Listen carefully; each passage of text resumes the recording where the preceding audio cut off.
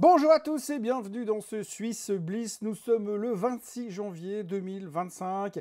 Oui, je suis revenu de Belgique en entier, plutôt en bonne forme. Ça secoue un petit peu, ça a pas mal secoué dans les airs ce week-end en avion. Vous avez vu la météo. Donc bref, pas comme les marchés, parce que les marchés ça va plutôt bien, puisque finalement on a vécu encore une bonne semaine avec l'arrivée de Trump, puisque oui, bien sûr, on va pas se mentir, on va pas se le cacher, le sujet principal était Donald Trump et encore Donald Trump, puisque bah oui, moi j'étais 2 fois de suite sur les plateaux de télé en France et en Belgique cette semaine, et le sujet c'était Donald Trump, que va-t-il faire, que va-t-il se passer? Alors évidemment, ce Swiss Bliss, si officiellement Donald Trump n'est pas le président de la Suisse, eh bien être principalement axé autour de Trump. On va juste faire un peu un point de situation, parce qu'effectivement, de toute manière, rien n'est encore acté, rien n'est encore fait. Beaucoup de choses ont été dites et faites, beaucoup de décrets ont été mis en place. Bref, on fait le point tout de suite dans ce Swiss Bliss.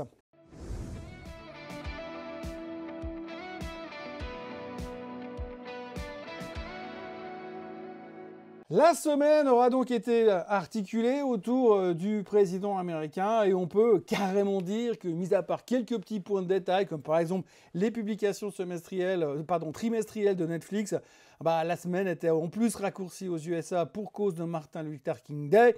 On aura donc été principalement regroupé autour des annonces et autres petites phrases assassines de Donald Trump. Une chose certaine, c'est que ces prochains mois et ces prochaines semaines vont beaucoup tourner autour de lui, puisqu'il est et qu'il sera donc dorénavant incontournable pour les 4 prochaines années.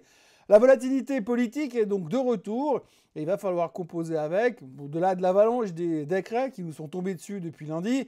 On va pas refaire toute la liste, mais il faudra quand même mesurer tout cela au fur et à mesure, puisque certaines de ces décisions sont anticonstitutionnelles, et donc il va y avoir du boulot pour les magistrats qui vont devoir et pouvoir tenter de bloquer la chose de façon légale. En attendant, comme prévu, ces annonces sont pro-business, anti-tax, pro-crypto, même si ça ne se ressent pas encore sur les cours, et puis anti-immigration, bien sûr, sans compter que, sans surprise, il a mis déjà la pression sur Jérôme Powell sur le sujet des taux d'intérêt, puisque le nouveau président veut donc des taux plus bas, et il l'a clairement fait comprendre ces derniers jours dans la presse. Donc Powell va se retrouver à devoir jongler entre baisse des taux sous la pression du président et inflation qui ne veut plus baisser depuis quelques temps. On aura d'ailleurs le PCE en fin de semaine qui nous permettra de le voir, et sur laquelle on rajoute encore de l'essence sur le feu, sur cette inflation, en essayant de développer des stratégies pro-business et de développer encore l'emploi. Un des meilleurs exemples de la semaine, c'est le projet Stargate qui a été annoncé par Trump et qui donc de nouveau donne un coup de boost au secteur de l'IA qu'on n'avait pas forcément besoin, mais qui continue à progresser là-dessus. En résumé, et sans rentrer trop dans les détails de tout ce qui a été annoncé, puisque le sujet a été largement abordé sur les blogs, sur les chaînes YouTube, sur les chaînes de télé, le retour de Trump ne sera pas sans conséquence pour la volatilité sur les marchés actions, ni sur les taux, ni sur les cryptos. Mais pour l'instant, globalement, on va dire que la première semaine sous Trump 2.0 s'est relativement bien passée pour Wall Street et pour les autres places de bourse qui sont plutôt contents ou contentes de voir le trublion républicain revenir aux affaires. Une chose qu'on semble avoir compris rapidement, c'est que Trump a besoin des marchés financiers et qu'il veut les voir monter, ce qui confirmera donc à ses yeux le fait qu'il fait du bon boulot. Il y aura une connexion assez forte entre les deux et ces 4 prochaines années. Trump 2.0 va donc tout faire pour que les bourses montent, et les bourses, visiblement, pour l'instant, en sont bien contentes et l'ont bien compris. Après, bien sûr, il faudra mettre tout ça en pratique, parce que si l'inflation remonte à 6% et que la Fed baisse les taux parce que la Maison-Blanche leur met un flingue sur la tempe, ça ne sera pas simple de faire monter le S&P 500 à 8000 dans les 3 prochaines semaines dans ce genre de conditions. On notera encore une chose, c'est que pour l'instant, l'aspect tarif douanier reste relativement modéré, et même si Trump continue d'appuyer très fort sur la thématique, les marchés hors USA ont bien vécu la chose, parce que pour l'instant, ils s'attendaient à pire lors de la première semaine. En tous les cas, les performances des gros indices européens parlent pour eux-mêmes, puisqu'on voit clairement sur la performance hebdomadaire que ça s'est relativement bien passé, et on est soulagé que ces tarifs douaniers n'arrivent pas là, maintenant, tout de suite. D'ailleurs, on peut tout de suite se baser là-dessus en regardant les performances de la semaine. Alors, vous voyez que sur la semaine, eh bien, ceux qui finalement sont les plus contents dans l'histoire, c'est le Nikkei qui reprend 3,93% sur la semaine, le Bitcoin qui monte de 3,18%, et puis après, comme je vous le disais, le CAC 40, le SMI, le DAX, donc les indices européens qui se montrent quand même relativement contents du fait que ces tarifs douaniers ne vont pas arriver directement à coût de 50% dès le 25 janvier, dès le 30 janvier même. Donc du coup, les gens sont plutôt décontractés, plutôt rassurés sur cette histoire de tarifs douaniers. Et ça, c'est relativement bien ressenti sur les indices européens. Après, derrière, on a bien sûr les indices américains. Le Dow Jones, vous le voyez, plus 2,15%, qui avait bien baissé avant l'investiture et qui récupère un peu du terrain perdu.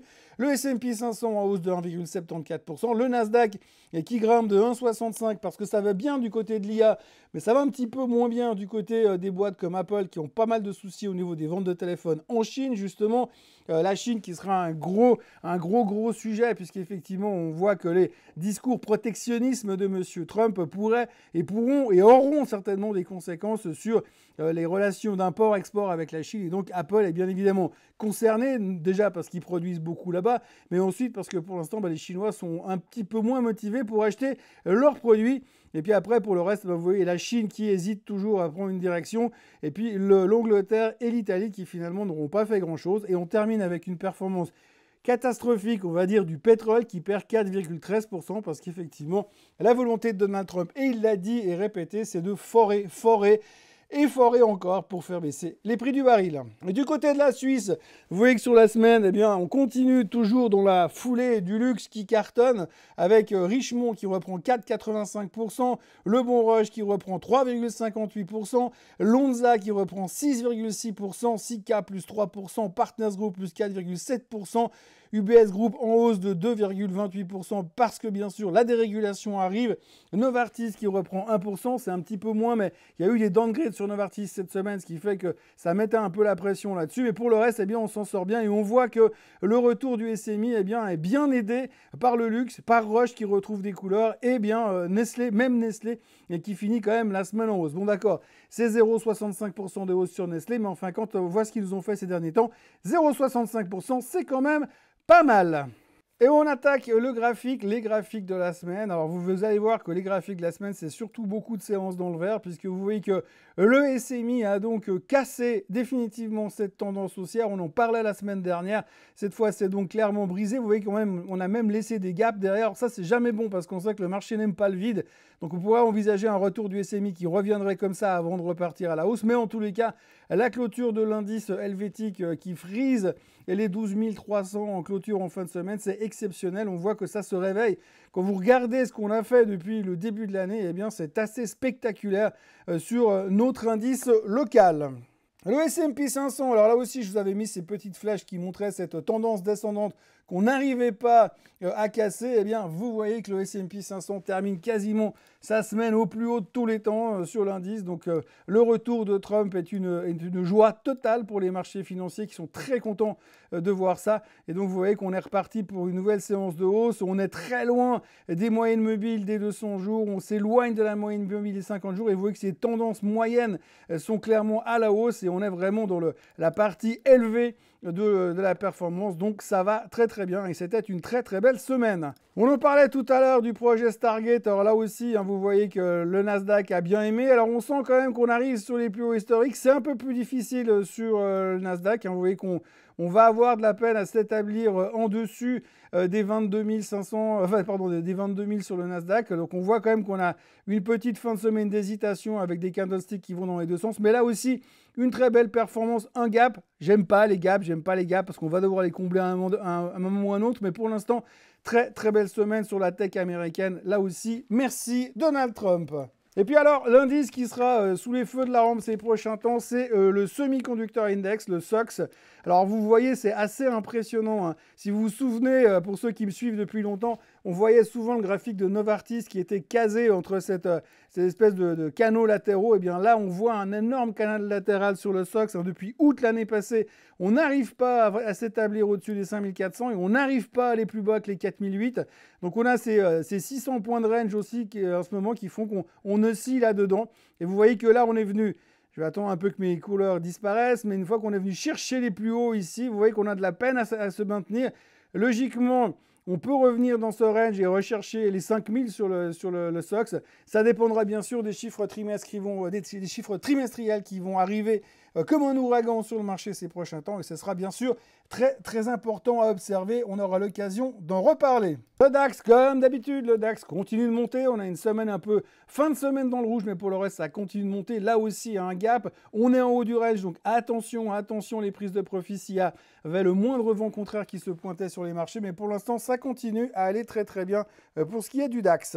Paris, c'est pareil, hein. Il y a une chanson qui disait Paris est magique, et bien là c'est magique, hein, parce que vous voyez d'où on vient sur le CAC 40, hein, on est vraiment reparti très très loin, on a quasiment pris 1000 points en l'espace de quelques temps sur le CAC, ça n'arrête pas de monter, et là on va en plus faire face aux chiffres du luxe. Alors on attend des chiffres exceptionnels après l'histoire de Richemont, mais vous voyez que le CAC s'envole là aussi, et part chercher les 8000 en tous les cas sur le CAC 40. La réponse est-ce possible, la question est-ce possible, et la réponse, on l'aura cette semaine en fonction des premiers chiffres, gros chiffres importants qui arriveront en France, avec bien sûr LVMH qui publieront le 28. Et puis on termine avec le drill, baby drill, le pétrole. Vous voyez que le retour a été violentissime avec l'arrivée du président américain, puisque finalement on était quand même quasiment au-dessus des 80 il y a quelques semaines en arrière.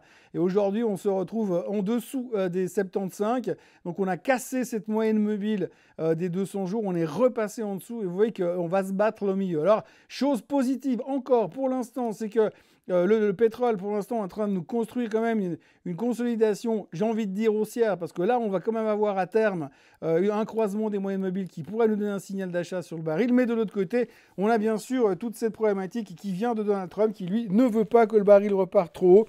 Et il l'a dit et expliqué très très fort. Ça prendra quand même un peu de temps pour tout remettre en place et pour que tout fonctionne comme prévu et comme il a envie que ça se produise ces prochains temps. On passe maintenant au niveau des vedettes de la semaine, des vedettes suisses de la semaine, puisque du côté des stars, eh bien, on commence à voir pas mal de publications trimestrielles et ça va s'intensifier de plus en plus lors des prochaines semaines.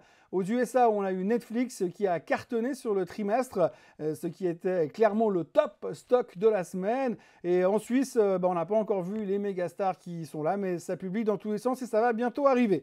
On peut déjà parler de Belimo. Alors bien sûr, ça fait pas partie des grosses stars du SMI, mais Belimo qui est le spécialiste des servomoteurs et clapets d'aération à Zurich. Belimo a bénéficié notamment de la construction de nouveaux centres de calcul ces derniers temps. Un tiers de la croissance de cette entreprise aux États-Unis est désormais attribuable au centre de données, selon leur directeur financier, qui a expliqué ça lors d'une conférence en ligne. Et donc, dans l'ensemble du groupe, ce chiffre est d'environ 12%. Et la tendance est à la hausse. Et avec l'arrivée du programme Stargate, évidemment que ça a donné aussi un coup de main de ce côté-là. Vous voyez clairement que ça a bien aidé la thématique. Stargate, l'arrivée et les annoncés de Trump ont quand même beaucoup aidé le titre qui, depuis 2 semaines déjà, s'envole à une vitesse absolument ahurissante. Quasiment 120 francs suisses de hausse sur Belimo ces derniers jours. Donc c'est juste impressionnant. On ne va pas faire d'analyse technique sur un chart comme ça parce que ça ressemble juste plus à rien. Voilà, pour l'instant, c'est apparemment sur ce cas-là, on peut enfin dire que les arbres montent au ciel. Du côté de chez Meyer Burger, le spécialiste du photovoltaïque, hein, qui est en grande difficulté, on le sait. Alors, ils ont annoncé pendant le week-end qu'ils se sont procurés des moyens financiers supplémentaires. Le financement relais a été conclu pour stabiliser l'entreprise et a été prolongé et même augmenté. Donc par ailleurs, l'entreprise a lancé un processus de rachat. Donc c'était plutôt des bonnes nouvelles du côté de Meyer Burger, mais on sait quand même que ça reste quand même très compliqué. Vous voyez que quand on regarde le graphique de Meyer Burger, eh bien, on se rend compte qu'on n'est pas vraiment encore sorti de l'auberge. Je ne sais même pas si on voit quelque chose sur les annonces de la semaine. Vous voyez que ça n'a pas non plus été pris super bien. C'est des bonnes nouvelles, mais on voit qu'on reste quand même globalement au fond du trou. Parlons un peu de Alzo, le fournisseur de matériel et logiciels informatiques a amélioré son chiffre d'affaires, mais ils ont laissé quand même pas mal de plumes au niveau de la rentabilité. Néanmoins, la bonne nouvelle, c'est que les actionnaires vont bénéficier d'une hausse du dividende. Et comme vous le voyez sur le graphique, eh bien, la hausse du dividende, c'est tout ce que les actionnaires ont retenu. Donc, relativement belle semaine chez Alzo également, qui finit quand même au-dessus de la moyenne mobile des 50 jours et au-dessus même carrément à 250 francs suisses, titre qui se traitait quand même en dessous des 220 au tout début de l'année 2025. Et Ascom, eh bien, ils ont annoncé qu'ils souffraient d'un repli de ses revenus et de ses commandes. Donc l'équipementier Zhugua en télécom pour le milieu hospitalier a aussi subi un tassement de sa marge opérationnelle, ce qu'on appelle l'EBITDA, à environ 7,5% contre 10,5% il y a un an. Et le bénéfice net est également attendu en forte baisse, une baisse de 3 et 4 millions. Et là aussi, ça se passe de commentaires, et vous voyez que la sanction a été extrêmement violente. Alors déjà qu'on est dans une tendance baissière depuis un bon moment, et bien là, vous voyez que le titre s'est fait littéralement massacrer, puisqu'on est passé de 4,18 quasiment à 3,25, donc quasiment 25% de baisse, et ça n'a pas montré le moindre signe de rebond en fin de semaine chez Ascom. Chez Doc Morris, la pharmacie en ligne, eh ben, eux, ils ont montré qu'ils étaient parvenus à faire progresser leurs revenus externes l'an passé. Mais par contre, eh bien, ils souffrent beaucoup de la comparaison avec la croissance des affaires de son concurrent hollandais, qui s'appelle Redcare. Les revenus externes de Doc Morris ont donc cru de 4,6% ou de 6,7% en monnaie locale à 1,08 milliard de francs suisses. Toutes les divisions ont contribué avec la croissance des ventes d'après leur dernière publication, mais pas sûr que ça suffise. Vous voyez que sur le graphique, ça ne veut pas dire grand-chose, mais en tout cas pour l'instant, on a l'air de vouloir faire un bottom, mais ça reste quand même très très compliqué. Il faudra confirmer un petit peu plus que ce rebond depuis quelques semaines pour pouvoir espérer avoir un recovery quelconque chez Doc Morris. Donc pour l'instant, on surveille, on attend, mais on regarde surtout les souffrances qu'ils subissent du côté de la concurrence. Du côté de chez Comax, le fabricant de machines de câblage a dévoilé des premiers résultats en baisse sur un an pour son exercice de 2024. Malgré qu'ils ont quand même trouvé une amélioration de ces chiffres au second semestre, la direction souligne la performance en dépit des conditions de marché qui sont extrêmement difficiles en ce moment selon eux. Le marché de son côté a plutôt bien pris les choses et a surtout retenu la phrase « amélioration des chiffres » puisque juste sur l'annonce, le titre prenait quand même près de 20%. Voilà, donc là aussi, c'est un retournement de situation assez spectaculaire. On passe d'une moyenne mobile des 50 jours à une autre moyenne mobile, mais celle des 200 jours. Hein, donc, explosion assez spectaculaire sur les déclarations plutôt encourageantes de la part du management. Bon, après, il faudra juste faire attention sur Comax, c'est qu'on reste quand même plutôt établi dans une tendance baissière. Alors, est-ce qu'on peut considérer qu'on a cassé, qu'on démarre une nouvelle tendance? Ce sera à surveiller. Hein. Donc, surveillez bien cette zone maintenant entre 140 et 120, 110 même, on va dire. Est-ce qu'on est capable de démarrer un nouveau cycle? Affaire à suivre sur Comax. Mais en tout cas, pour une fois, on a trouvé qu'il y avait quand même un petit peu d'optimisme au milieu d'une certaine morosité ambiante. Pas des kilos de nouvelles chez Roche cette semaine, mais ils ont par contre reçu l'autorisation de l'Agence américaine des médicaments, la FDA, pour la mise sur le marché de ces tests destinés à diagnostiquer les maladies sexuellement transmissibles. Alors, je ne sais pas si c'est à cause de ça, mais en tout cas, au moins cette semaine, Roche, à l'image du SMI, a vécu une très belle semaine. Comme vous le voyez sur le graphique, tout va bien chez Roche. Le seul problème, c'est les gaps qu'on laisse un peu dans tous les sens. Donc ça me dérange un tout petit peu. Mais vous voyez que gentiment, toutes les tendances baissières qu'on essaie d'établir sur Roche, celle qu'on avait là à l'époque, elle a été cassée. Celle qu'on a maintenant, qu'on a essayé de développer maintenant, elle est en train de casser également. On a les moyennes mobiles qui confirment. Pour l'instant, on est toujours dans un signal d'achat qui date de là. Et là, on voit qu'on évite le signal de vente. Les choses ont l'air d'aller un petit peu dans le meilleur des mondes. Enfin, sur Roche, ça se réveille, ça fait plaisir. Et on a l'impression que le titre est en train de repartir gentiment. Alors, j'aime pas les gaps qu'on laisse ici. J'aime pas non plus ceux qu'on a laissés là. Hein. Qui sait? Allez savoir, peut-être qu'à un moment donné, on va revoir, peut-être dans une époque pas si lointaine que ça, le bon Roche retourner au-dessus des 300 francs suisses. Le chocolatier de cacao Barry Callebaut... Le chocolatier et transformateur de cacao Barry Callebaut a donc annoncé, et vous l'avez vu mercredi, un volume des ventes plus faible que prévu pour son premier trimestre. La raison, eh bien, des négociations sur les prix entre clients et détaillants et des retards sur les commandes, alors que les prix du cacao ont atteint en parallèle des niveaux records. Ça, on l'a vu et revu. Le groupe qui est basé en Suisse et qui fournit du chocolat, entre autres, par exemple, pour les crèmes glacées Magnum et les barres Kit Kat, eh bien, ils ont déclaré que le volume de ces ventes a chuté de 2 2,7% à 565 000 tonnes au cours du trimestre qui s'est achevé le 30 novembre, alors que les analystes prévoyaient 568 000 tonnes dans un consensus qui avait été fourni par l'entreprise. Donc la société a souffert énormément de pas moins de 6 dégradations, downgrades d'objectifs au cours de la semaine par Kepler, par Barclays, par Vontobel, par JP Morgan, par Citigroup et par Bader LVA. Donc tout le monde tire sur l'ambulance, j'ai envie de dire. Donc sale semaine pour Barry Callebaut. Voilà, je crois que ça se passe de commentaires. À ce niveau-là, c'est plus un graphique, c'est un couteau qui tombe. Vous voyez que le titre a perdu 600 francs depuis les 1600 francs où nous étions à l'automne aujourd'hui. Donc c'est une catastrophe en termes de performance. Alors j'ai vu quelqu'un l'autre jour qui disait qui posait la question en dessous d'une des vidéos, est-ce que vous ne pensez pas qu'à un moment donné, ce sera intéressant à venir racheter? Franchement, pour l'instant, c'est vraiment, on ne rattrape pas un couteau qui tombe, et on attend que ça se stabilise. Vous voyez en parallèle le cours du cacao. Alors, si Barry Callebaut nous dit que c'est difficile parce que les cours sont élevés, eh bien forcément, quand vous voyez ce qui est en train de se construire ici, ça veut dire qu'on va de nouveau avoir une nouvelle vague pour aller chercher bien plus haut. Donc je me méfie quand même à ce niveau-là. Pour que ça revienne intéressant de regarder Barry Callebaut, il faudrait vraiment que le cacao revienne en direction des 9000 et nous laisse supposer qu'on peut se consolider quelque part plus bas que les niveaux stratosphériques où on se trouve aujourd'hui. Givaudan a vu son chiffre d'affaires annuel augmenter de 7,2 à 7,4 milliards de francs suisses, alors que le bénéfice opérationnel brut s'est affiché à 1,7 milliard, en hausse de 19,8%. Ces résultats répondent aux attentes du consensus. Le marché n'a pas trop aimé l'ensemble de la publication et le titre était en baisse de 3% sur ces annonces. Et puis en vrac, on notera que le grossiste en médicaments et exploitant de chaîne de pharmacie Galenica a dépassé les attentes avec un chiffre d'affaires annuel meilleur qu'attendu. Ils ont souligné que la saison grippale, qui est clémente en fin d'année, enfin relativement clémente selon les régions, a freiné sa croissance pour l'instant. Et la direction a confirmé des objectifs annuels comme c'était prévu. Les actionnaires se verront donc proposer un dividende stable au moins. Le spécialiste de la connectique électrique en optique, Huberun Suner, a bénéficié l'année dernière d'une demande et d'une progression du chiffre d'affaires en hausse.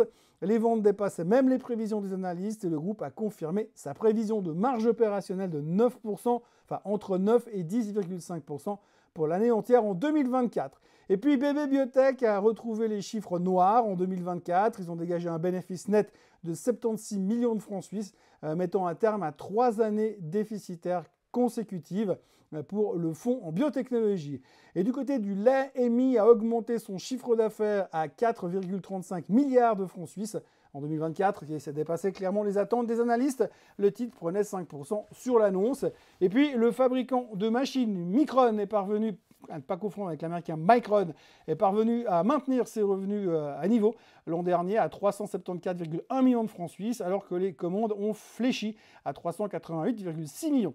Et puis le groupe autrichien Pirar Mobility, KTM, les motos pour les motards, a annoncé jeudi soir avoir reçu, avec l'appui de la banque américaine Citigroup, plusieurs offres d'investisseurs lui permettant de financer au moins 30% des plans de restructuration destinés au sauvetage de sa marque phare de moto et de ses filiales déclarées insolvables fin novembre. Et puis, dans la thématique faillite et consorts, Swiss Steel a annoncé vouloir se retirer de la bourse suisse puisque la direction avance la possibilité d'un négoce hors bourse. Le titre s'est littéralement démonté.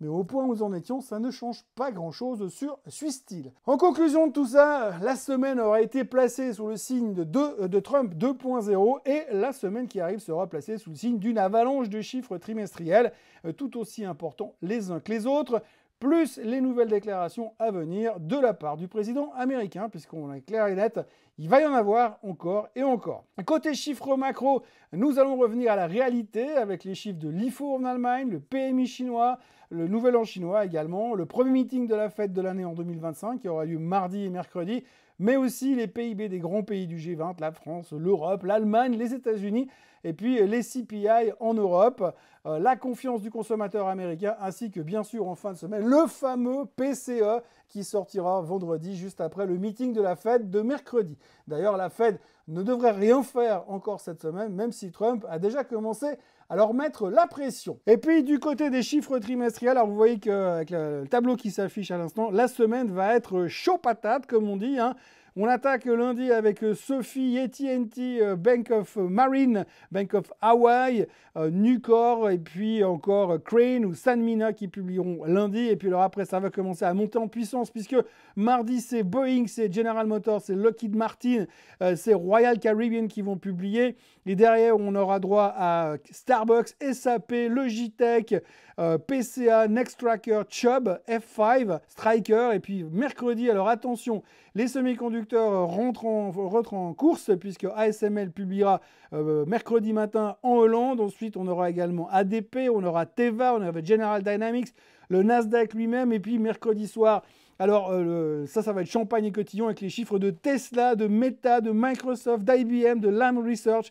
Autant vous dire qu'on aura plein de choses à se raconter cette semaine puisqu'on continuera encore avec UPS, avec Mastercard, avec Dow Chemical, avec Blackstone, avec Nokia, et puis il y a Caterpillar, et puis Apple, Intel, Visa, Calatencor, Atlassian encore. Enfin vous voyez qu'il y a du monde et du monde. On terminera avec les pétrolières.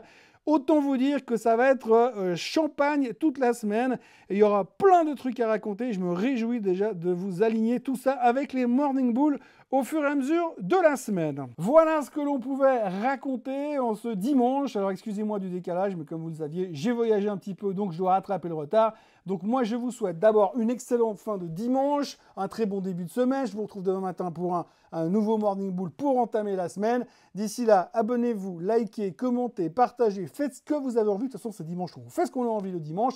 Et on se retrouve, bien sûr, demain matin, comme d'habitude. Merci à tous d'être là aussi nombreux et aussi régulièrement. Très bonne fin de journée à tous.